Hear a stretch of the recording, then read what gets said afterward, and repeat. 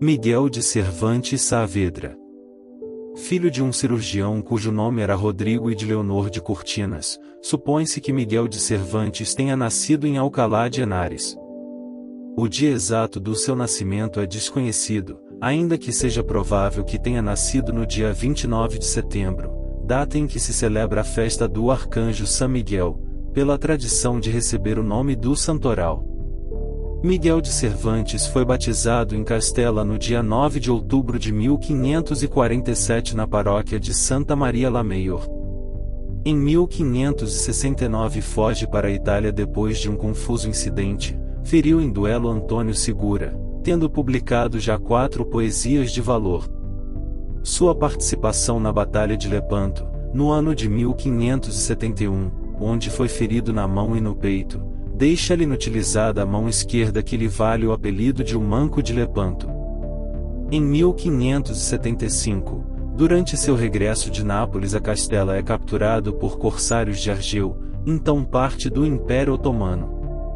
Permanece em Argel até 1580, ano em que é liberado depois de pagar seu resgate. De volta a Castela se casa com Catalina de Salazar em 1584, vivendo algum tempo em Esquivias, povoado de La Mancha de onde era sua esposa, e se dedica ao teatro. Publica em 1585 A Galatia, o seu primeiro livro de ficção, no novo estilo elegante da novela pastoral. Com a ajuda de um pequeno círculo de amigos, que incluía Luís Galves de Montalvo, com o livro um público sofisticado passou a conhecer Cervantes. Cervantes passou 2 anos em Lisboa, Portugal, entre a primavera de 1581 e a de 1583. O escritor tentava conquistar um lugar de favorito na corte do monarca espanhol, aproveitando os primeiros momentos do reinado português do rei. Rodeado pelos seus cortesões, Filipe terá trocado as roupas negras e a gola branca isabelina pelos tecidos ricos e coloridos de Lisboa. Foi neste ambiente de fausto e deslumbramento real que Cervantes chegou à capital portuguesa, onde se terá encantado pela cidade e pelas suas damas. Tendo escrito para Festas Milão, para Amores Lusitânia. Cervantes descreve os lisboetas como agraváveis, corteses, liberais e apaixonados, embora discretos. A formosura das mulheres admira e apaixona. Encarcerado em 1597 depois da quebra do banco onde depositava a arrecadação, engendra Dom Quixote de La Mancha, segundo o prólogo a esta obra, sem que se saiba se este termo quer dizer que começou a escrevê-lo na prisão, ou simplesmente que se lhe ocorreu a ideia ou o plano geral ali. Finalmente, em 1605 publica a primeira parte de sua principal obra, o engenhoso fidalgo Dom Quixote de La Mancha.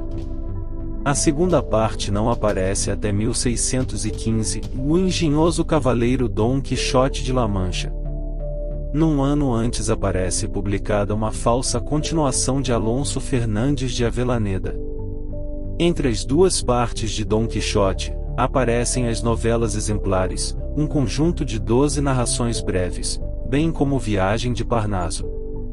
Em 1615 publica 8 comédias e 8 entremeses novos nunca antes representados, mas seu drama mais popular hoje, A Numancia, além de O Trato de Argel, ficou inédito até ao final do século XVIII.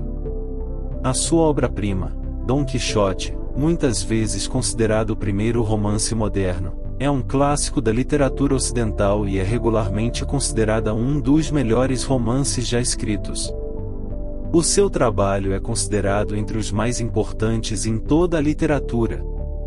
A única peça teatral trágica a sobreviver de Cervantes é O Cerco de Numancia, na qual é encenada a resistência desesperada da população desta cidade ibera contra as forças romanas que querem conquistá-la. Já o volume 8 Comédias e 8 Entremeses nunca antes representados traz um excelente exemplo do humor cervantino, com seu pleno domínio das convenções da época. Curioso notar as diferenças de tratamento existentes entre a novela exemplar O Ciumento de Extremadura e o entremês O Velho Ciumento, que apresentam basicamente a mesma história, a do marido que, para evitar ser traído, Tranca a mulher em casa e proíbe-lhe qualquer contato com o mundo externo. Cervantes sacrifica, na peça, boa parte da sutileza da novela para produzir um efeito cômico mais imediato. Geralmente considerado um poeta medíocre, poucos de seus poemas sobrevivem, alguns aparecem em La Galatia, enquanto ele também escreveu duas canções à la Armada Invencible. Seus sonetos são considerados seu melhor trabalho, especialmente Ao Túmulo del Rei Felipe em Sevilha, Canto de Calíope e Epístola a Mateo Vasquez. Viagem del Parnaso, ou Journey to Parnassus, é sua obra de versos mais ambiciosa, uma alegoria que consiste em grande parte em resenhas de poetas contemporâneos.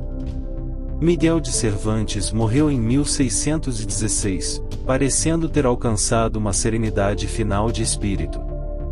Um ano depois de sua morte aparece a novela Os Trabalhos de Persíles e Sigismunda.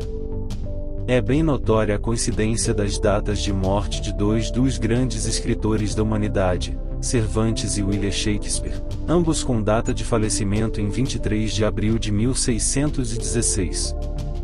Porém, é importante notar que o calendário gregoriano já era utilizado na Castela desde o século XVI, enquanto que na Inglaterra sua adopção somente ocorreu em 1751.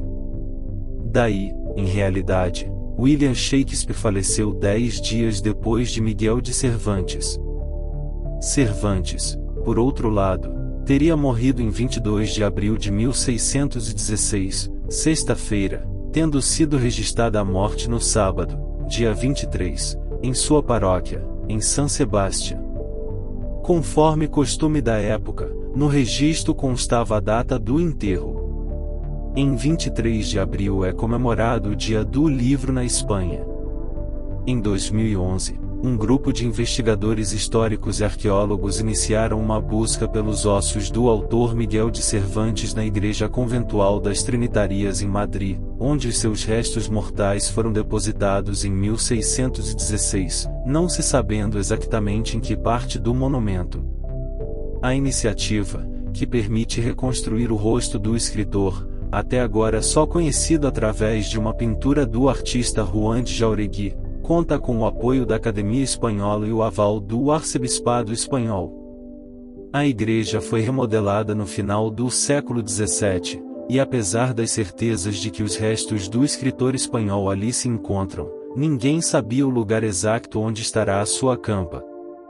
A descoberta e consequente análise das ossadas do autor espanhol poderão ainda ajudar os investigadores a determinar as causas da morte de Cervantes, que se acredita que tenha morrido de cirrose. Em fevereiro de 2014, a Comunidade Autônoma de Madrid autorizou a busca pelos restos mortais de Cervantes e de Catalina, supostamente enterrados no subsolo do convento de Las Trinitarias Descalzas, com o uso de radar. Em março de 2015, o time multidisciplinar liderado por Francisco Echeverría confirmou o descobrimento dos restos mortais de Cervantes, identificados pelas iniciais MC em seu caixão. Apesar de uma análise de DNA para confirmar se os restos são de Cervantes não ser possível, devido ao fato de que não são muitos os descendentes vivos do dramaturgo para realizar uma comparação do DNA, o time responsável pela descoberta usou outras informações, como as iniciais no caixão e o fato de que Cervantes pediu para ser enterrado ali, para chegar à conclusão: são muitas as coincidências e não há discrepâncias. Todos os membros da equipe estão convencidos de que temos entre os fragmentos algo de Cervantes, embora não possamos dizer em termos de certeza absoluta, afirmou Echeverría.